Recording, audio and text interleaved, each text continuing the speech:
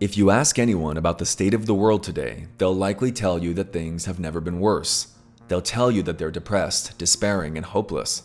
This has always fascinated me, but not for the reasons you may think. After all, there is some truth to this popular sentiment. There are wars in Gaza, Ukraine, and Sudan, where cumulatively more than 200,000 civilians have been killed. A recent pandemic killed at least 7 million people globally. Human-caused climate change will disrupt and destroy ecosystems. Despite all of this, there's one thing you should know. The world has never been a better place. When I tell people this, their responses are usually similar. At first, they seem upset at what I've said. Then I tell them that people across the globe have never been healthier, wealthier, or better educated.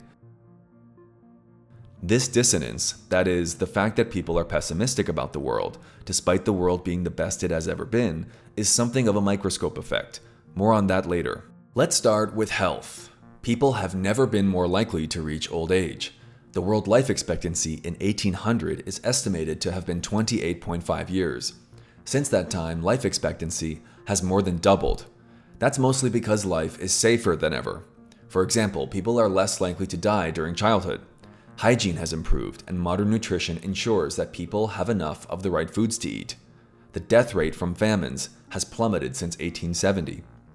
Pesticides make it easier and cheaper to grow foods, and according to the Canadian government, and contrary to popular belief, to date there is no scientific evidence to show that there is a health risk from eating conventionally grown produce because of pesticide residues, or that organic foods are safer to eat than conventionally produced foods. What about genetically modified organisms, which make crops more resistant to pests and diseases? According to the American Food and Drug Administration, GMO foods are as healthful and safe to eat as their non-GMO counterparts. Let's go back for a second to life expectancy. What should we make of all of those additional years that people living between 1800 and today got to live? If calculated, the extra years would be in the hundreds of billions. It was often poor people throughout human history who struggled to make it into old age. According to Valentina Gazzaniga, a medical historian who spoke to the BBC in 2018, there was an enormous difference between the lifestyle of a poor versus an elite Roman. The conditions of life, access to medical therapies, even just hygiene, these were all certainly better among the elites.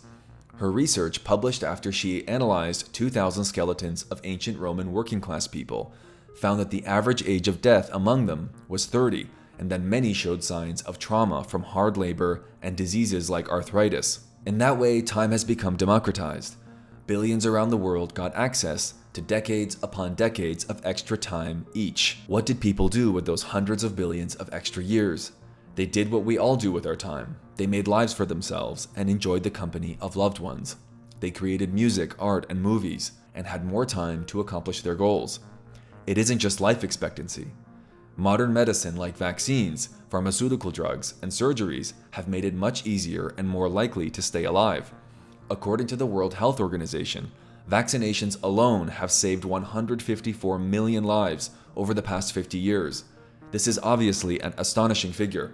The COVID-19 pandemic killed 7 million people, or 0.09% of the global population. The 1918 flu pandemic killed between 17.4 and 100 million people, or between 1 and 5% of the global population at the time. In other words, the recent pandemic had a significantly less detrimental effect on humanity than previous pandemics. According to the New York Times, experts estimate that the bubonic plague killed roughly 50 million Europeans, the majority of people across the continent. It's no mystery that public health is rapidly improving. The rate of maternal mortality is at record lows. We are talking about the avoidance of untold volumes of misery and human suffering. None of this is to mention improvements to sanitation and air quality. Now let's move on to wealth. To put it simply, people around the world have never been wealthier. This is where the statistics become jarring. Here's a graph showing global gross domestic product per person over time. GDP is the value of goods and services rendered within a jurisdiction. For example, when Lidl, a German grocery chain, sells a loaf of bread in Spain for €2, that counts towards Spanish and European Union GDP. Despite the average gross domestic product per person being a useful metric for gauging overall economic health, it can be better to look at median income, since extraordinarily wealthy people can drive up the average GDP. Median income per person even when adjusted for inflation and the cost of living, is higher than ever, meaning your salary generally goes further than it ever did before. According to the Chicago Tribune, a Gateway Solo 2000 computer cost $3,499 in 1995, which, adjusted for inflation, would be $7,445 today. A brand new iPhone which runs the latest software goes for about $200 these days. As you can see, more people have access to advanced technologies than ever before. You've likely heard endlessly about inflation, especially as it relates to the cost of groceries. While it's true that groceries are more expensive, this is somewhat misleading. This is a graph of food expenditure as a percentage of family disposable income in the United States. As you can see, food has become significantly more affordable over time.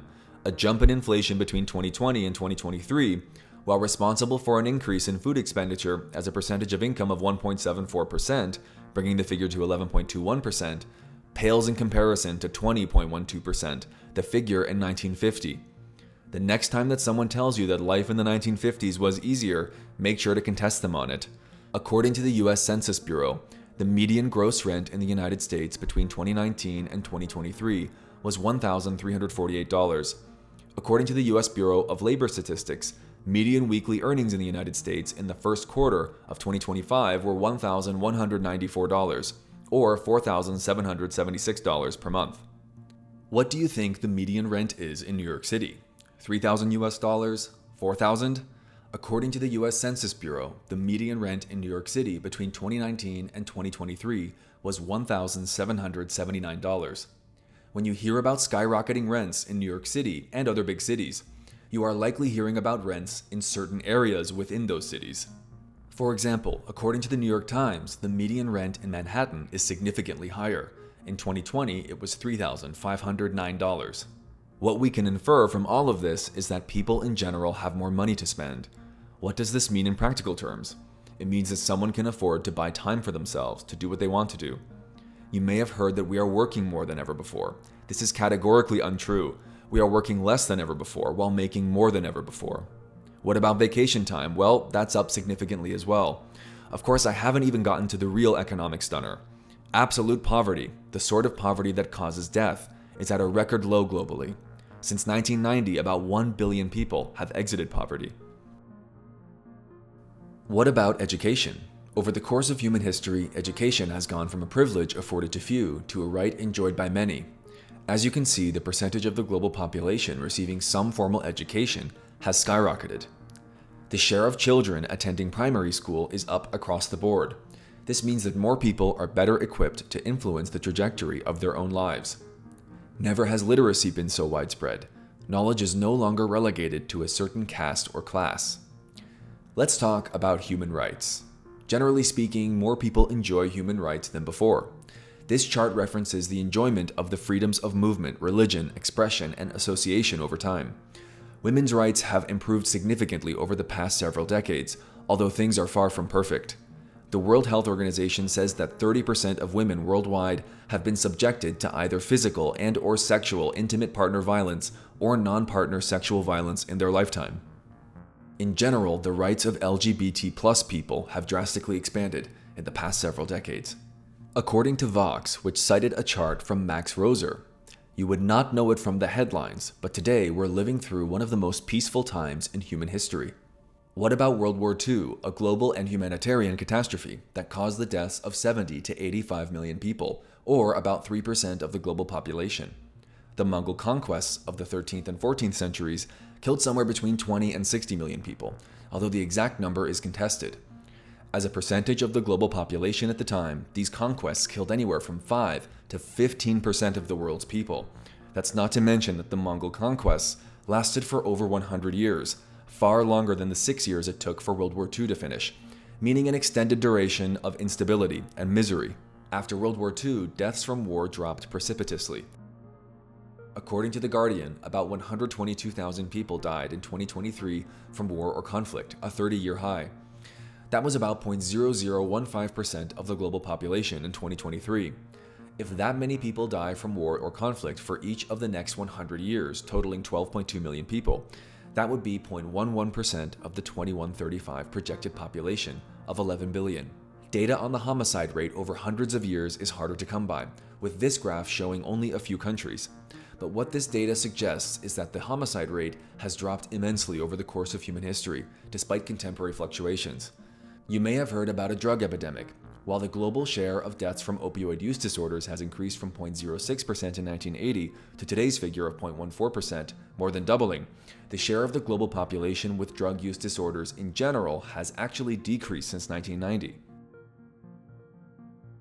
You've probably heard often about a mental health crisis. You may be shocked to learn that rates of mental health disorders, such as depression and anxiety, have been more or less stable across the world since 1990. Here's the percentage of people with mental health disorders in the three largest countries, China, India, and the United States. Here's the graph for Iraq. Here's the one for South Africa. Lebanon, a country experiencing profound economic misery due in part to a currency crisis, has seen an uptick in mental health disorders of less than 4%. The data for this specific graph ends in 2021, which was after the Beirut port explosion, but before the conflict between Israel and Hezbollah erupted into a more traditional war. Finally, let's talk about the elephant in the room, climate change. Human beings are causing global warming through the burning of fossil fuels. This is already causing problems in the form of higher temperatures and more frequent adverse weather events. Climate change will assuredly cause significant damage to our planet in the future. That being said, climate change almost certainly won't be apocalyptic.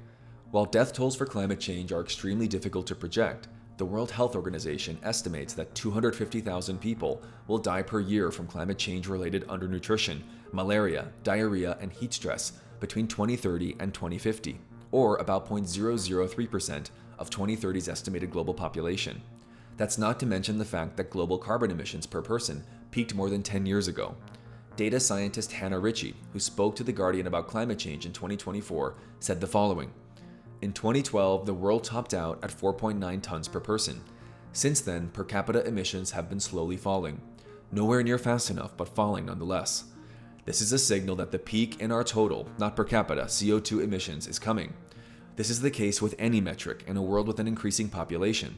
Per capita measures will peak first, then it's a tug of war over whether our impacts per person will fall more quickly than the population is growing. It could also be helpful to put the damage that will be caused by climate change into philosophical perspective. Climate change is caused by, among other things, the burning of fossil fuels. When we talk about more than 1 billion people exiting poverty, or the absolute poverty rate being at its historical lowest, we should think about how this is even possible. The burning of fossil fuels has had an almost immeasurably positive effect on humankind and has undoubtedly saved and improved the lives of billions of people. We are talking about the development of plastics, which has been crucial to modern medicine, or the industrial production of pharmaceutical drugs, including vaccines, which need refrigerators or freezers to work. Factories powered by fossil fuels have boosted living standards by making work easier and more productive. Thanks to mass production, the advent of food processing, more efficient farming practices, and a vast global transportation network, more food is available to more people. We haven't even talked about services like electricity, which powers lighting, air conditioning, heating, and appliances. Energy is now reliable, and as a result, life is safer and easier. As you can see, the odds of a person having access to electricity have improved since as recently as 1998. Despite everything that I've mentioned in this video, there's a remaining important question you may be wondering. Why do I feel so bad about the world if everything is so good? Truthfully, I'm not sure what the answer to this question is. I suspect it has something to do with being able to view each moment of human misery through a microscope due to advances in information technology. When something bad happens somewhere in the world, we can see both the perpetrators and the victims. We can read on and on about the details of a bad thing, including about how and why it happened. It's easy to blame the media, but of course, the media is a term so generic it means practically nothing. It's intellectually weak to lambast the media, given the fact that we live in the most diverse media landscape in history. If you don't like a certain outlet, you have an abundance of alternatives to choose from. It's important to put terrible things into perspective. It's not to discount the immense human suffering that people have experienced over tens of thousands of years. Instead, zooming out can relieve some of the pain we experience from zooming in and can give us the perspective necessary to continue to improve the world. For every problem that we put our microscopes under, there is a behemoth of good news behind it that we struggle to see. If your goal is to have a perfect world, one where people do not die from war, famine, poverty, or disease, then I commend you for wanting to improve upon what already exists, But make no mistake, the world has never been a better place.